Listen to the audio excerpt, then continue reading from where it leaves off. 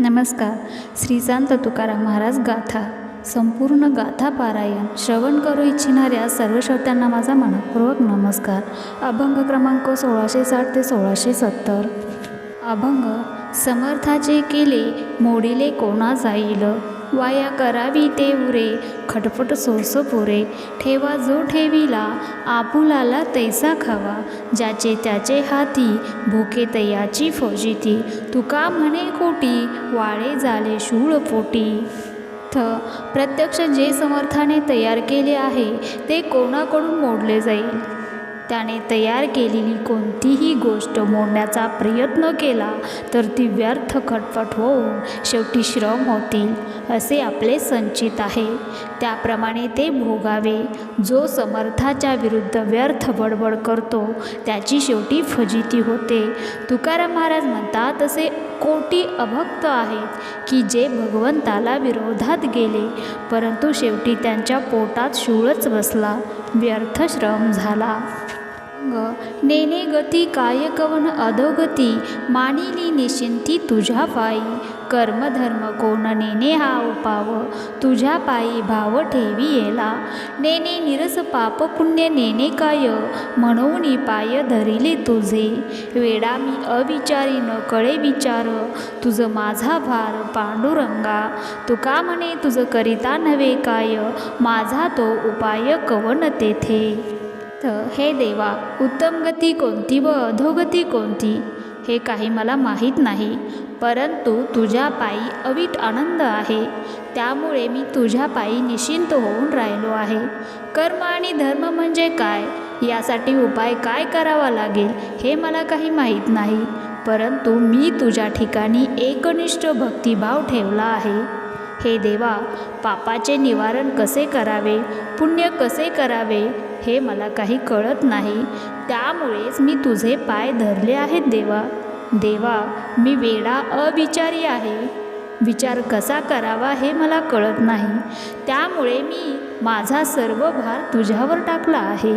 तुकाराम महाराज म्हणतात, देवा, तुला काय करता येणार नाही, तुला काय अशक्य आहे आणि माझ्यासारख्या दीनदुर्बळाचे तुझ्यासमोर काय चालणार आहे. अभंग. देवा हे माझी निराशी, ठाव तुझ्या पायांपाशी. याचा धरीन अभिमान, करीन आपुले जतन. देवोनिया जीव, वडिली साधिला हा ठाव. तुका म्हणे देवा, जुनाट हे माझी सेवा. अर्थ. देवा, ही माझी वतनदारी आहे की मी तुझ्या पायाच्या ठिकाणी नेहमी राहावे. देवा, मी या वतनदारीचा अभिमान धरीन व याचे जतन करीन. या वतनदारी जागा माझ्या वडिलांनी जीव देऊन साध्य केली आहे. तुकाराम महाराज म्हणतात, देवा, ही माझी सेवा वंश परंपरागत म्हणजे जुनी आहे. अभंग. तुझा मनोनी जाल उतराई, त्याचे वर्म काही ते मी नेने. हाती धरोनी या दावी मज वाट, पुढे कोण नीट तेची देवा. देव भक्तपण करावे जतन, दोही पक्षी जाण तुची बळी. अभिमाने तुझ लागली हे लाज, शरणागता काज करावया. तुका म्हणे बहु नेनता मी फार, म्हणून विचार जाणविला. अर्थ. देवा, तू मला मनुष्य जन्म दिला, हे तुझे माझ्यावर फार मोठे उपकार आहेत आणि त्यासाठी तुझा उत्तराई होण्याकरता मी तुझा दास झालो आहे. परंतु केवळ तुझा दास झालो असे म्हटल्यावर मी तुझा उत्तराई कसा झालो हे वर्म मला काही कळाले नाही. जो मार्ग पुढे नीट आहे तोच मार्ग मला दाखव. भक्तपणाचे रक्षण तुम्हीच करा आणि दोन्ही पक्ष तुम्ही चालवत आहात असे तुम्ही समजा. अहो देवा, तुम्हाला शरण आलेल्या भक्तांचा तुम्ही अभिमान धरता, कारण तुम्हाला तुमचे दीनानाथ पतित पावन हे ब्रीद सांभाळायचे आहे व त्याचे तुम्हाला रक्षण करायचे आहे. म्हणून तुकाराम महाराज म्हणतात, देवा, मी फार काही जाणत नाही, पण माझ्या उद्धारासंबंधीचा विचार तुम्हाला मी स्पष्ट करून सांगितलेला आहे. अंग मार्गी चालता पाऊला पावली चिंतावी माऊली पांडुरंग सर्व सुख लागे घेऊन या पाठी आवडीचा कंठी रस होते पितांबरे छाया करी लोभ पर पाहे ते उत्तर आवडीचे तुका म्हणे हिची करावे जीवन वाचे नारायण तहान भूक अर्थ मार्गाने चालताना पावला पावली पांडुरंग माऊलीचे चिंतन करत जावे जगातील सर्व सुख तो तुम्हाला वेळोवेळी देतो आणि त्याच्या आवडीचा रस तो तुमच्या कंठामध्ये ओतत असतो देवभक्तांचे रक्षण करण्याकरता आपल्या पितांबराची छाया त्याच्यावर धरतो व भक्ताच्या मुखातून आपल्याविषयी कोणते कौतुकाचे बोल निघत आहे ते ऐकण्यासाठी तो उत्कंठित असतो तुकाराम महाराज म्हणतात आपल्या वाचेने नारायणाचे नाम गात राहावे असेच करावे त्यामुळे आपल्याला तहान भुकेचे भान राहणार नाही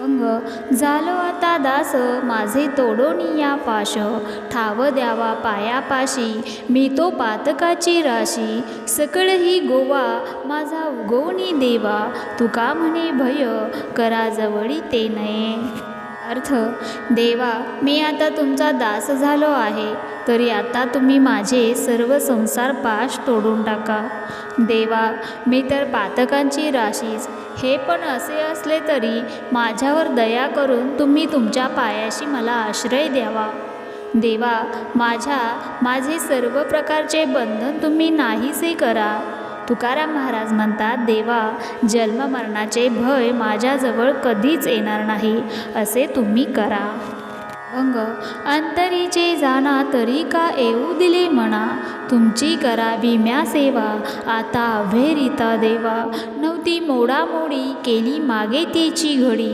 तुका म्हणे दिला ठाव पायी लागो दिला भाव देवा सर्वांच्या अंतकरणातील तुम्ही जाणणारे आहात मग माझ्याविषयी असा वेगळेपणा तुम्ही तुमच्या मनामध्ये काय येऊ दिला मी तुमची सेवा करावी आणि माझा तुम्ही अवेर का बरे करता देवा आपल्या दोघांमध्ये सेवक व स्वामी असा भाव आहे आणि जर तुम्हाला हा भाव आवडलाच नव्हता तर तुम्ही मागेच याची मोडामोड का बरे केली नाही तुकाराम महाराज म्हणतात देवा मी माझा भक्तिभाव तुमच्या पायाशी एकरूप केला आणि आता तुम्ही माझा अव्हेर करतात ते तुम्हाला चांगले दिसत नाही अंग पवित्र होईन चरित्र उच्चारे रूपाच्या आधारे गोजिरिया आपुरती बुद्धी पुण्य नाही गाठी पायी घाली मिठी पाहे डोळा गायीन ओविया शिष्टांच्या आधारे सारीने विचारे आयुष्या या तुका म्हणे तुझे नाम नारायणा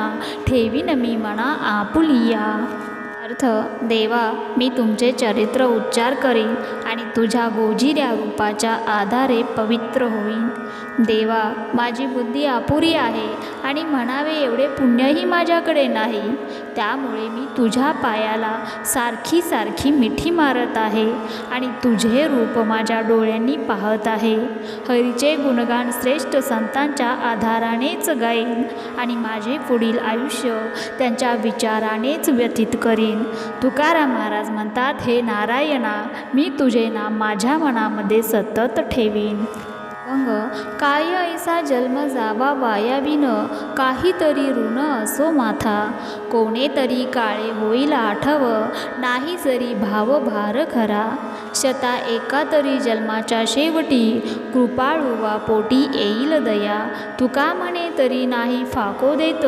सर्वांचे उचित सापडले अर्थ आपल्याला चांगला मनुष्यदेह मिळाला आहे तो असाच वाया जाऊ देणे चांगले आहे काय आपल्याजवळ देवाच्या सेवेचे काहीतरी ऋण असू द्यावे असे केल्याने केव्हा तरी हरी आपल्याला भेट देईल कारण आपल्या माथ्यावर त्याच्या सेवेचा भार आहे अभंग कोणी नाही दिस जात वायाविन साध्य नाही सीन लटिकाची एकाची ये माथा असावे निमित्त नसो नाही हित कपाळी ते काही एक तरी बोलायाचा जागा नेदी ती वावुगा उभा ठाको तुका म्हणे वर्मे कळो येती काही ओळखी जे ठाई होईल ते माझा एकही दिवस हरिसेवे वाचून जात नाही, परंतु साध्य काहीच होत नसल्याने व्यर्थ शीनच होत आहे असेच मला वाटत आहे देवा. देवाच्या किंवा माझ्या माथ्यावर कर्तव्याचा दोष असला पाहिजे, पण तसे म्हणावे तर मी माझे कर्तव्य व्यवस्थित करत आहे.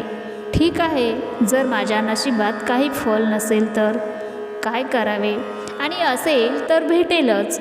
आपल्या सेवेचे काही ऋण त्याच्यावर असेल तर तो आपल्याला त्याच्याशी बोलू देणार नाही, तर तो आपल्याला त्याच्याजवळ उभा करणार नाही. तुकाराम महाराज म्हणतात, आपण जसजशी सेवा करू तसतशी देवाची व आपले अधिकच ओळख होत जाते व हरीचे निजस्वरूप कसे आहे हे समजते.